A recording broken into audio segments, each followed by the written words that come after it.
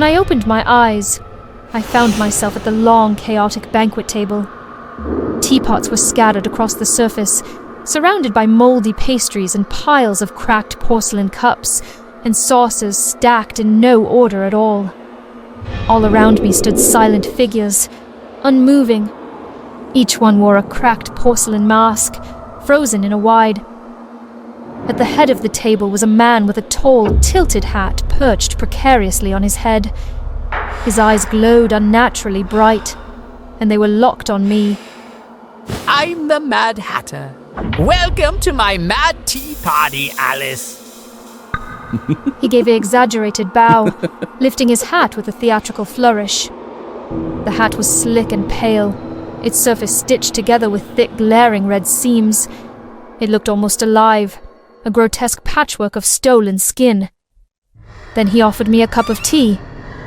Go on, try it. A special blend made just for you, Alice. Every instinct in my body screamed that something was wrong, but under his unwavering gaze, I hesitated, then lifted the cup to my lips and took a sip. The taste was sweet at first, but it turned metallic, sharp, and foul, coating my tongue with the tang of blood. My stomach turned. As I set the cup back down, the Mad Hatter's smile tightened. He raised an eyebrow and said in a voice that was still polite, but now laced with warning, Refusing the host tea? Wouldn't that be terribly rude? Suddenly, everything around me began to spin. I gripped the teacup tightly, trying not to lose control. Then I looked up, frozen stiff with fear. The guests at the table had taken off their masks. What lay beneath weren't faces. Their skin was sewn together from mismatched patches, stitched in thick red threads like someone had tried to fix them. They looked like marionettes, abandoned and left to rot. Terror rushed through me. I pushed my chair back and ran, knocking over plates and spilling cold tea as I stumbled away. Behind me, I heard the Mad Hatter yelling, his voice sharp and angry. You're leaving already, Alice? But the party's just begun. I didn't dare look back. I just ran straight into the woods, where the trees closed in like walls. I didn't know how long I ran, but my legs grew weak, my lungs burned, and my head spun. Then I heard it. A slow, steady ticking. Before I could react, something crashed into me. I fell hard to the ground. When I looked up, I saw him, the White Rabbit, dressed in a neat little coat, clutching a pocket watch. And just before the darkness swallowed me, I heard him whisper, No one leaves the tea party, Alice. When I came to, I was back at the tea table. The same lace cloth, the same porcelain teacup, only now the tea inside had turned thick and black, like oil. The guests were gone. Dozens of hats were lined up on the table, as if they had taken their place, and every single one was made of skin. Some were dry and cracked, others were still fresh, soft, almost bleeding. I couldn't look away. Then I felt him right beside me, his breath warm against my cheek. The tea party isn't over. He held out a biscuit shaped like a finger. He laughed softly and opened the sugar jar. Inside, instead of sugar cubes, there were eyes, cloudy, glassy, some still glistening wet. I wanted to scream, but all that came out was a whisper. Where are the others? They didn't make the cut, but you're different. Just look at your skin. So smooth it feels like silk. The perfect material for my final masterpiece. He picked up the leather hat with care, treating it like a prize, blood dripping steadily from it as he swayed gently, humming a broken, eerie song. And that's when it started. An itch crawled across my cheek, then burned. I touched my face. My fingers came away bloody. A piece of my skin had peeled off. He noticed. His hand shot out, snatching it from mine with glee. He pressed it to the hat with trembling delight, cradling it like a gift. I screamed and ran. Behind me, his laughter rang out, sharp and lilting, like a song that wouldn't end. It chased me through the trees, a sound too gleeful to belong to anything human. Then I caught sight of that familiar rabbit, hiding at the base of the tree. Maybe it knew the way out. I staggered toward the place where it had taken cover. Its fur shook, and its wide, terrified eyes were fixed on the ticking clock in its paws. No time left. No more time. No more time for what? But before it could answer, he was there. The Mad Hatter snatched the rabbit up like a toy. It kicked once, then froze. You had one job! Then, without hesitation, he skinned it in a single fluid motion. The white fur, now streaked with red, was tossed over his shoulder like a shawl. He turned to me. But it's all right. You're still here, my perfect guest, and tonight, you'll help me craft the most beautiful hat this world has ever seen. None of it made sense. No, I had to wake up. I had to get out of this nightmare. It felt like it was finally over. Or maybe it had only just begun.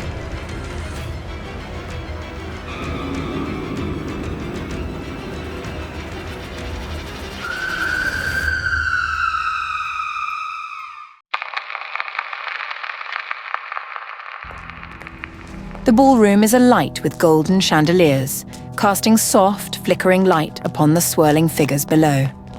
My breath catches as I see them. Belle, her gown a flowing sea of yellow, and him, the creature I once loved. They twirl together, their movements synchronized in a way that speaks of trust, of affection. My chest tightens. How dare he? How dare they? I've been watching them for weeks now, hiding in the shadows of my own making.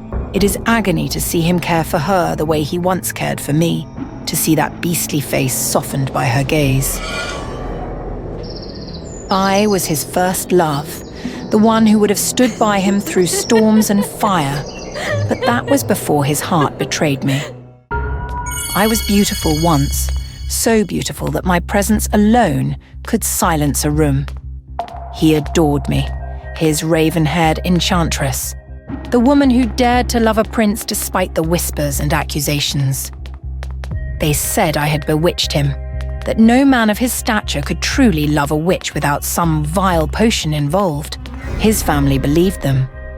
I don't understand why they despise witches so much. Is it a crime to be born a witch? Break it off, or you will lose your crown, your kingdom, your name. He obeyed. It's for the best, He told me, his voice trembling. But his eyes betrayed him. He was a coward, too weak to fight for me. My heart shattered as he walked away, leaving me to the cruel world that had never accepted me. In my grief, I cursed him. I turned his handsome face into the hideous snout of a beast, his strong hands into claws. His castle became a prison, shrouded in mist and shadow, a reflection of the emptiness he had left in me. And the rose. Oh, the rose. A symbol of true love.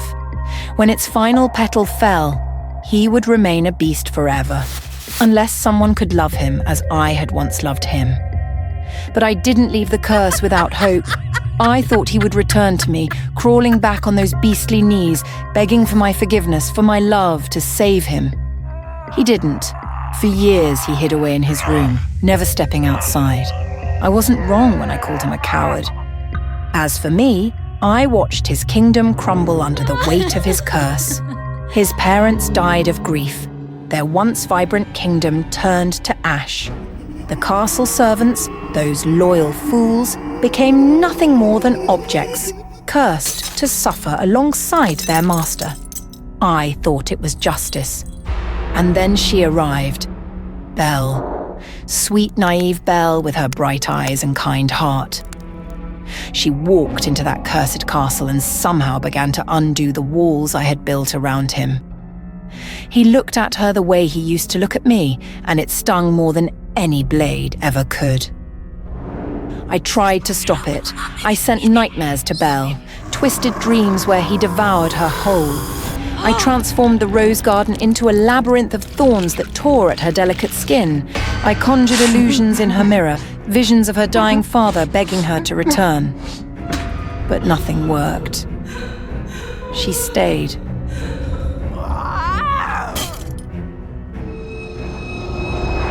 Desperation drove me to Gaston, the arrogant hunter obsessed with making Belle his wife. "She's been taken by the beast," I whispered into his ear. "Save her, and she will love you." He was all too eager to believe me, with an army of fools at his side. He stormed the castle. The battle was brutal. I stayed in the shadows, my heart racing as Gaston drove his blade into the beast's chest.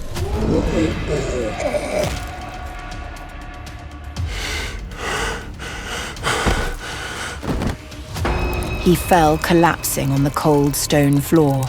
Blood pooled around him as his breaths grew shallow. For a moment, I felt triumphant. He would die as the monster I had made him, unloved and alone. But then, something broke within me. He had once been mine. My love. My prince. I couldn't let him die, not like this.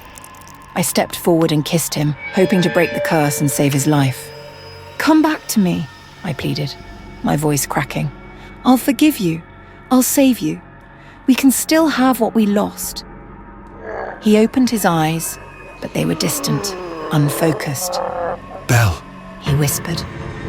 My heart froze. Belle appeared, snatching the beast from my arms. She cradled his head in her lap and kissed him, her love pure and unwavering. The final petal of the rose fell, but instead of sealing his fate, it unleashed a golden light. I watched in horror as his monstrous form melted away, revealing the prince I once knew. He was human again, beautiful, whole, and it wasn't because of me. Rage consumed me. I raised my staff, aiming to curse Belle as I had cursed him. If I couldn't have him, neither could she. But as the spell left my lips, she stepped aside, and the curse struck the glass that encasing the rose behind her. The glass shattered. Before I could react, the magic rebounded, wrapping around me like chains. My skin twisted, my reflection morphing into something grotesque. Horns sprouted from my head, my hands became claws, and my face became the face of a monster. They left me there, alone in the ruins of the castle. He didn't look back. She didn't even flinch. Now I sit in this decaying ballroom, watching the dust settle over the remnants of my life. I am the beast now, trapped in the prison of my own making. They have their happy ending, but I am left with nothing but the echoes of a love that once was. And the worst part? I still love him.